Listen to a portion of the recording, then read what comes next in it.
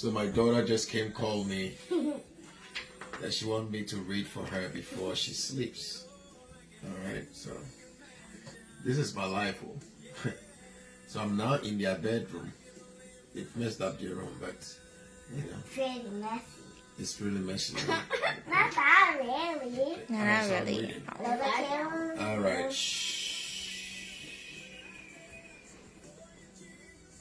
Mickey Friends. What is that? Mickey Fred. Yeah.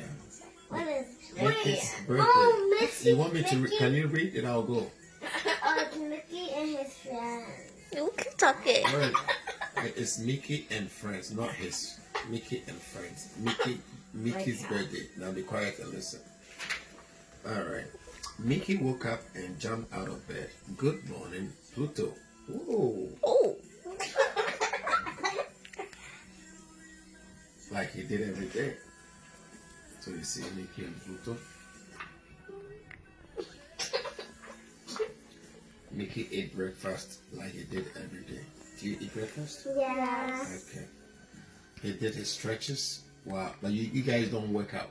No, I stretched before I got out of bed. I mean, stretching is nothing. But I told you guys you have to do your jumping jacks, right? Yeah, I did. I did my jumping jacks. Okay. Yeah, I did. Daddy, that's why my muscles grow bigger. All right. So from next Saturday, we are going to be starting our jogging. Remember? Yeah. Jogging. Saturday, 7 o'clock or 9 o'clock. All right, everybody. All right, I'm reading. So Mickey ate breakfast like he did every day. He did his stretches like he did every day. Wow. See, they are very punctual. But today was not like every other day. Today was Mickey's birthday. What should we do today? Mickey asked Pluto. Mickey looked out of the window and saw his friends. They were walking along the path behind his house. I wonder what they are doing, thought Mickey. Hey, they were discussing about somebody. Mickey looked closer. Donald was carrying cups and plates. Daisy was carrying lemonade. Goofy was what? Carrying a bunch of balloons. Minnie was carrying a big cake. Everybody had something to do. Pluto, Mickey said, it looks like they are having a party. Do you think it could be a birthday party for me? He said, me? Me? Hey. No, not Mickey, me. We'll better get dressed, he said, just in case. So Mickey dusted off his shoes, his gloves, and polished his buttons. He even brushed Pluto. Finally, they were ready. We'll finish real quick. A little later, the doorbell rang. Ding dong. Mickey opened the door. It was Donald, and he looked upset. Why? What's wrong, Donald? Mickey asked. My favorite hammock is broken. Oh, Donald said. I cannot nap without it. Can you help me fix it? Sure, Donald, said Mickey. See, they are friends, and they are helping each other. You understand? So Mickey went with Donald. As they walked, an idea popped into Mickey's head. Maybe Donald is really taking me to my party, he thought. Assumption. Mickey was so excited that he started to skip. Donald stopped. Donald stopped near two large trees. He looked down at the ground. There was a broken hammock. Oh! Mickey looked around. There were no balloons and no cake. There was just one friend who needed his help. So Mickey helped Donald fix his hammock. See, I just made a video talking about neighbor, loving your neighbor. The little book that my daughter just came to ask me to read for them or for her before she go to bed is talking about neighbor, loving your neighbor. Guys, this is real. This is a coincidence. I didn't even check the title. I'm just reading the story. You cannot live in this life without having a big heart for other people. You cannot live in this life without having a big heart. Look, I'm not boasting, but those who knows me knows I'm very giving. I'm very generous. I don't want to seem like I'm blowing my own horn or I'm boasting. You must, my brother, you understand? I've struggled before. I know how or what it takes. I know what happens when you don't have. Nobody should be talking when I'm talking, okay? Okay. So, yeah, this is me. You have to discipline the kids. It's very important also, okay? So, this is serious business, okay? It's no joke. You have to love people. You have to have a big heart. People go through stuff. People need help. People need help. This COVID taught me a lot of things. When I talk about COVID, I am rebuked that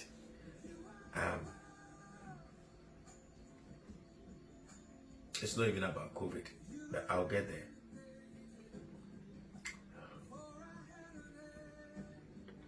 When this COVID thing happened, my business was building up, so to speak. I was catching up, few clienteles here and there. I had 2 workers, Altanisha, the lady who used to come to the office, you remember? Oh, yeah. Yeah, so I had a lady, I actually had 2 people who were hired as office managers. I rented a hall, an office outlet. I wanted to expand. I was expanding. Then this thing hit. Bah! And all of a sudden, COVID just all over the place, all over the world. People are dying and alarming. I have never watched CNN ever in my life till this season. Every morning, CNN. Not even CBS 2 News or the TV channels. I go to CNN. Because I wanted to know exactly what was going on. Why is it that when you're watching news and things, or you are listening to other messages and things, you are restricted because they don't want you to have information. People don't want you to know. But if you need to know, you need to be knowledgeable. Yeah, you need to be knowledgeable. You need to be abreast with knowledge. You need to have information. So these things are happening and everything. So the way my mind works and the way God works or talks to me a lot of times, it's weird. Because when I say it, it doesn't seem like it's coming from God, and I just casually talk about it. But I know what I'm saying. To the point that one day we were driving to church, to Philadelphia, which is about an hour. We were driving and this thing was crazy. I think probably that was the last Sunday or the last but one Sunday we met face to face in church. We were driving to church. We were on the highway. And I said to my wife, the kids are not going to school from next week. You guys remember, right? Yeah. We were in the car. Now it's curtains. The what? I said now it's curtains. So I told her, and that's how I am. I get information. God speaks and I hear. And when I hear it, I compare with whatever is going on and I get solution, or I get an idea what to do. So I told my wife, I remember exactly the spot where we were. I told her that the kids are not going to school from next month, from tomorrow, Monday. She said, oh, no, why? I said, no. They are not going to school. They will stay home till I get clearance from the Spirit. Oh, you know they are about to vacate and this and that and that. Not even 5 minutes later, the school called that due to the pandemic and how things are going, kids should not come to school from tomorrow. You remember that? Yeah. People, I'm not boastful, or I'm not. Listen, God is great. Allahu Akbar. God is great. This is like a dream. It's not a dream. It's real. God is great. Right there and then, the school called and said, School is cancelled till further notice. Then I said to my wife, do you see now? Do you see what's going on? Listen, we have both raised these kids, but I have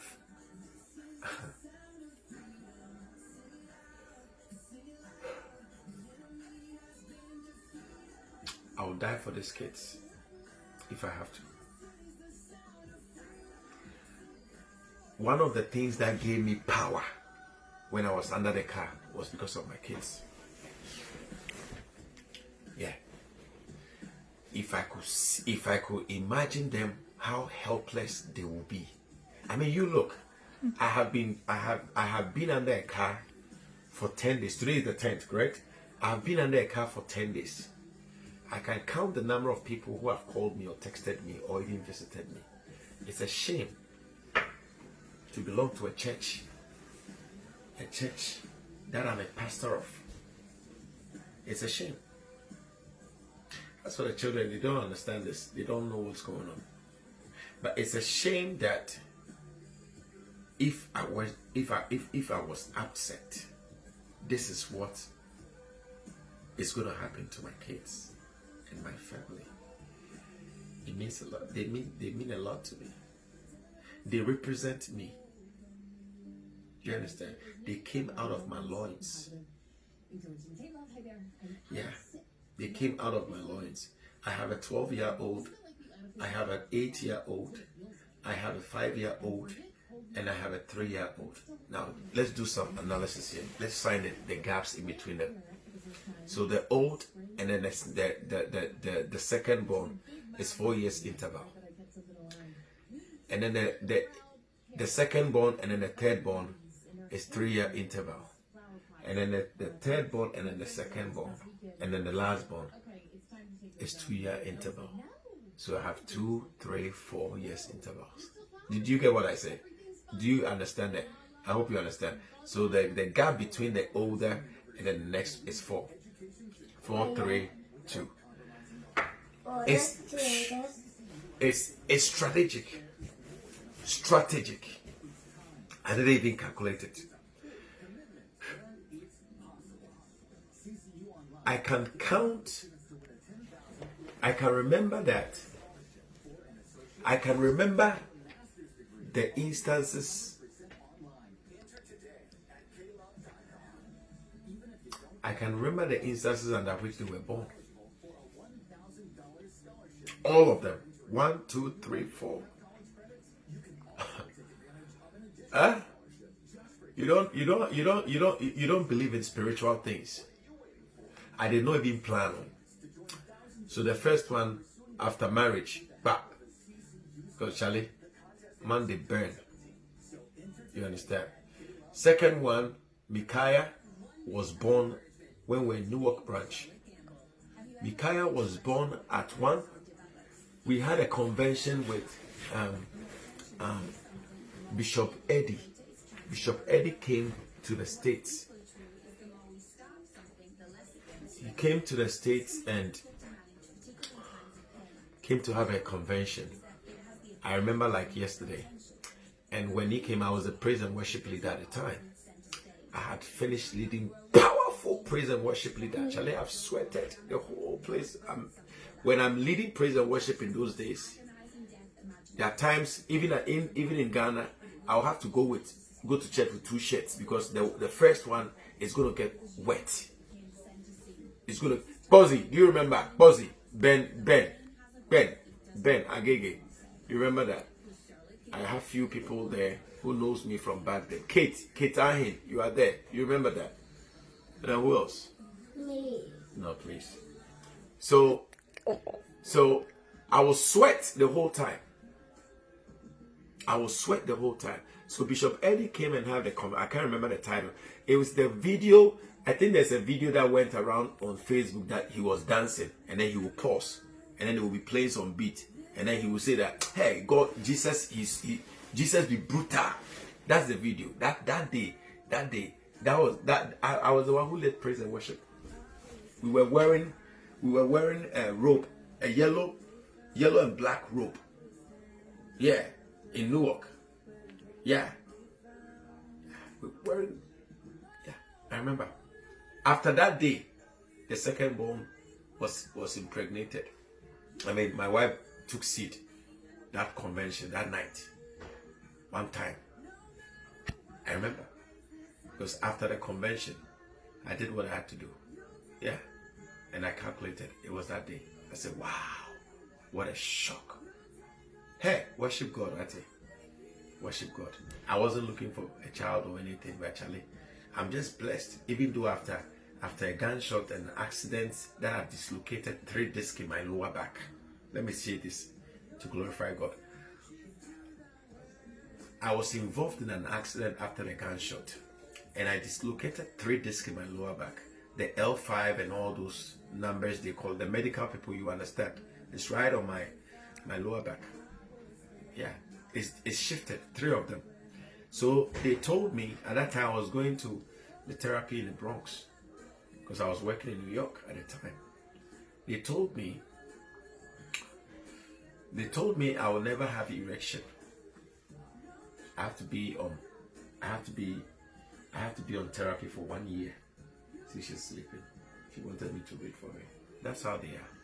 Love, connection, see, relation, related, bonding, fellowshipping. She brought me a book to read for her. She's already gone. How can you be a father and not love your kids when you have toiled for them? You understand? This is what God looks out for. He looks out for them, and then He preserves you because He knows you have responsibilities. You understand? So they told me I would never be able to have erection. So they called my wife for counseling in the Bronx. The place was on Jerome Avenue.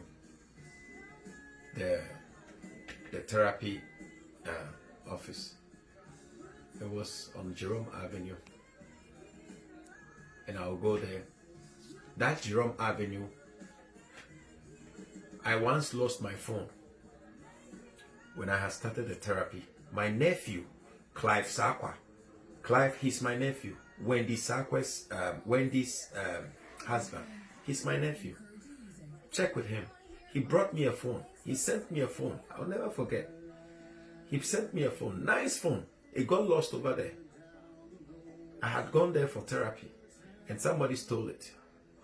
You know, when you are at therapy, you have to do face down for them to do acupuncture and things on your back. Charlie, my bro, I've suffered, I have suffered. People don't know. I'll drive from Jersey to New York for therapy because it happened in New York. I had to, the lawyers. So I was going for therapy 4 times in a week. 4 times in a week. I'll go for therapy for 1 hour and I'll drive back home.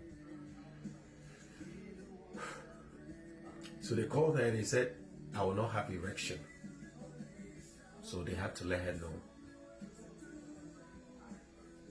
They had to let her know the condition. So they prescribed Viagra for me so I can perform in bed. So after the doctor did whatever, diagnosis, whatever they had to do, and I said to myself, Viagra, I don't know what that is, but I'm not going to use any drug because I know God is able. The doctors could not believe it. Eventually, they transferred my therapy. They transferred me to Newark on Broad Street, close to, there was a bank, Wachovia Bank.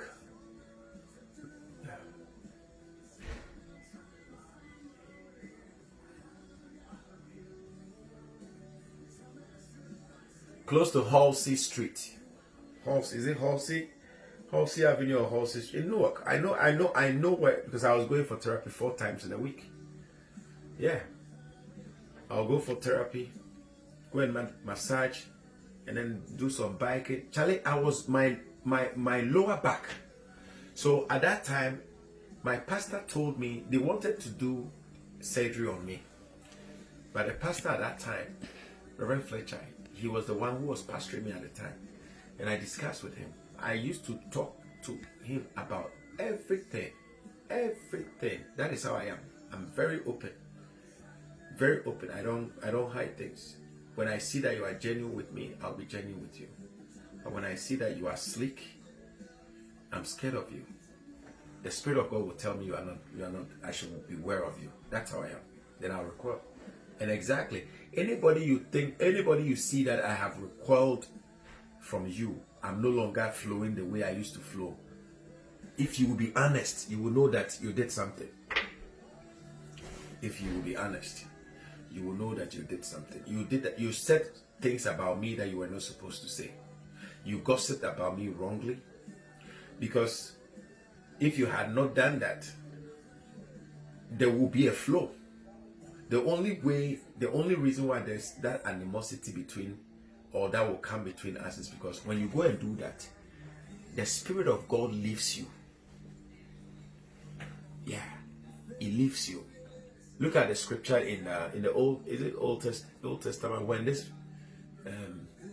general, Gehazi or Naaman, no, Gehazi came to Elisha, and the servant followed the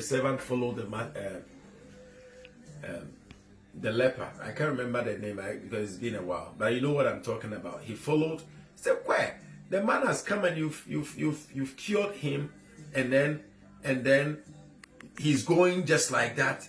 He brought money and everything, and you didn't charge him." That is how we pastors are. We are greedy. Pastors are greedy. Yeah, we are greedy. It's wrong. When the master didn't take anything from him, the servant went behind his back to go and collect it. So when he went, the master, Elisha, asked, "Where did you go?" He said, "Oh, I was just patrolling on the street." He said, "You are lying. Wasn't my spirit with you when you went after those goods?" See, another one is also there. I'm a good storyteller. I tell you, I will rap you now because it's part of my nature. You understand? Yeah, God will put you to sleep. Yeah. He will give you sleep. Yeah. It's real. It's spiritual. So what happened was,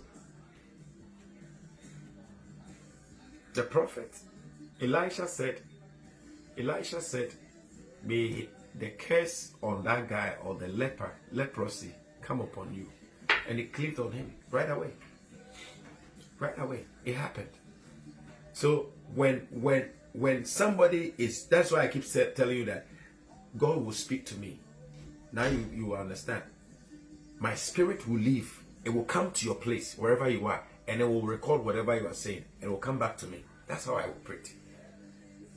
That's exactly the same. My spirit will not be happy. My spirit, something, I will not be there, but I'll know you've done something against me. It's spiritual. God will tell me. Check one day, I'll tell you things that will blow your mind. God is big. It's not about me. God is great. He started using me for a long time, and now I'm understanding it. So anyway, long story short,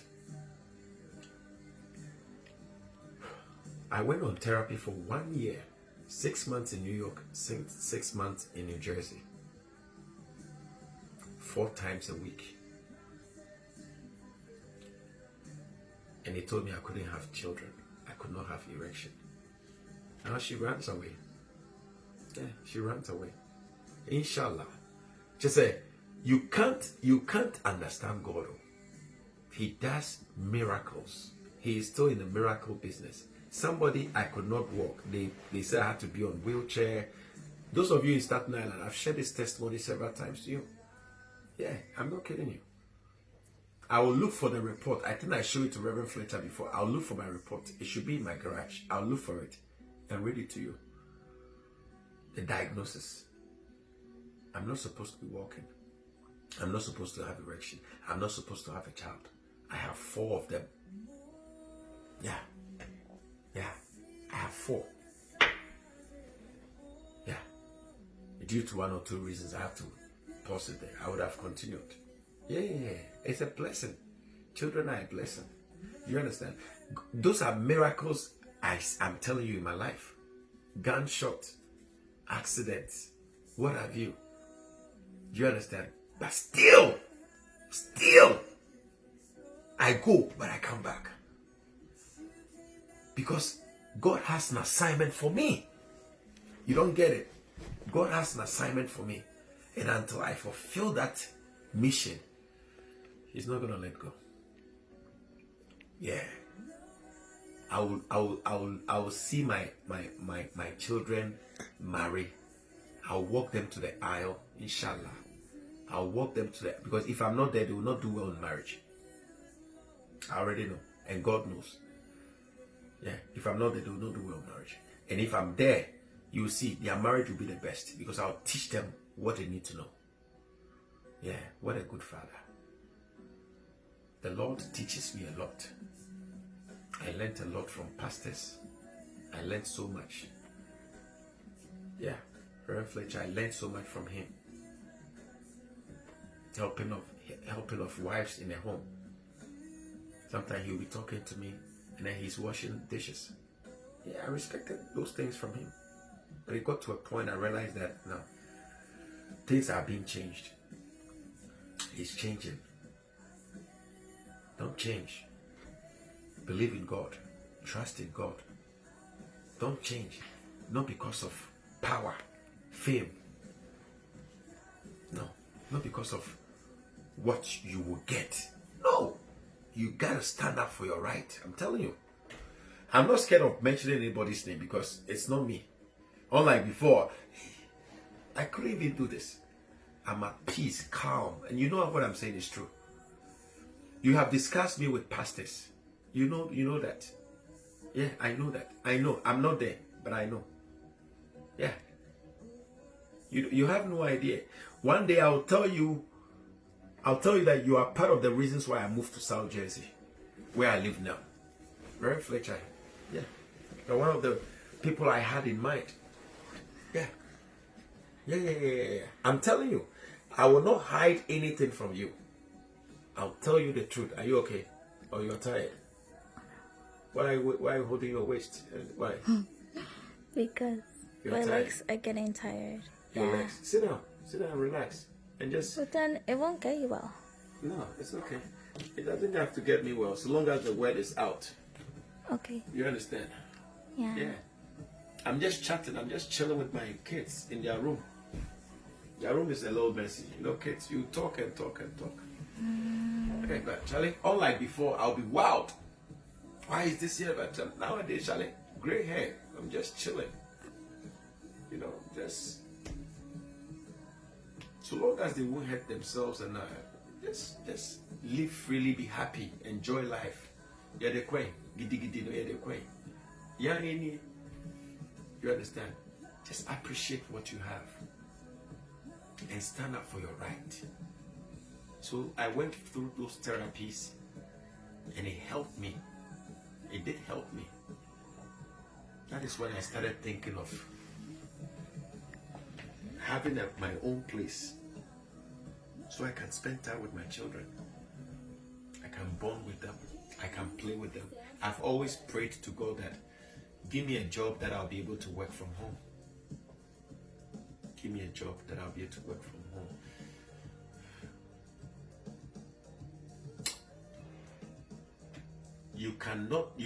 God will never crown you until you pass the test.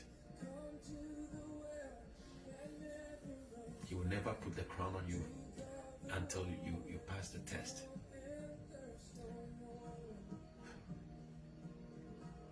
So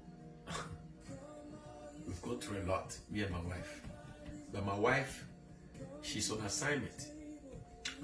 One day I'll tell you, she herself, I don't know if she knows. Yeah, she herself, she doesn't know. Yeah, she herself, she doesn't know. But I know. what I've been asked to do, I'll not say it now. I know what I'm going to say. I said this to Reverend Osei in Manhattan before. Maybe he doesn't remember. You see, I'm mentioning their names because it's true. I told him. There's something. Yeah. Whether she knows or I don't know if she knows. I don't know. But there's something. You cannot receive a crown without being tested. You can never be promoted without writing a test. It doesn't happen. When God sees that you are passing your test, then He takes you to a next level, a different level in life. Yeah. A different level in life. I've done all kinds of jobs. All kinds of jobs. Just to save money. For the future. Save money. Have plan. I want a good place for my kids. I want because I didn't have a good upbringing coming up. Yeah. It's complicated. It was tough. There was money in the home and everything, but it was not managed well. It wasn't managed well. So I struggled coming up. And I don't want that happening to my kids. No. I would do anything for them. Yeah. I would do anything for them. I'm telling you. Because that is how God will bless you. Yeah, that is how God will bless you. You must learn to take care of your family. Your wife, your children. The first responsibility of a man. Yeah. You must be able to do that. You must be able to take care of your wife properly. And your children. Provide for them shelter. Everything. Clothing. Let them sport. Because they represent you, the father. Yeah. If I take my wife out, oh no, she's not the type that she wants this. She's very, cool and collected.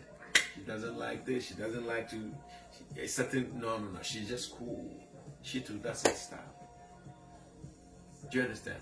But I'm the type that everybody wants to know who is Eugene's wife. Am I lying? You that you are watching me, you be looking. You go and check. Who is his wife? Yeah. I don't know why. Everybody wants to know who is his wife. Wow. Yeah. I'm telling you, who is his wife? It takes somebody with a special eye. It takes somebody with a third eye, the knowledge, the eye of God to know who I am. So when they see that, they want to know a lot about me. People gossip about me. They want, what work does he do? Where does he live? And all that. Yeah. I said, before you think, I've thought. Before you think, I have thought. Very simple lady. And, she doesn't bother me. She bothers me, but, like, I want this, I want that. No. She's not that type. She's not that type. She's not that type. She's not like that. She's cool and collected. One day she said she wanted which bag? Which bag did she say she wanted? Is it Gucci? One of those bags, like 2,000, 3,000. I said it's not because of the money, but you do your analysis. If you think you still need it, go and get it. After that, she hasn't gone for it. I said, why? She said it's not necessary. Why will you go and buy a handbag for $2,000? You are not wise. That I won't agree. You are not wise. You are not smart. And the Spirit of God will not operate well in you. It's not God who will tell you to go. No. You are not smart. To buy a handbag, $2,000 when you have not paid your rent. When you have not put. No. Rethink again. Do you understand? You have to apply your wisdom in doing things. You cannot just go and spend. Do you understand? You have to consider so many things. 2,000, I can get the same bag for less. For example, maybe a different brand or a different, I don't know, but that is how I do my shopping. I don't waste money on things, and everything too. I have everything that I wear is quality. Mention your phone. Yeah, I brag about God. Do you understand? Because God will provide. He will provide. And when you dress, you actually make God feel good. You have to take care of yourself. You have to, like I said in the other video, if you don't love yourself, how will you be able to? Do you understand? You have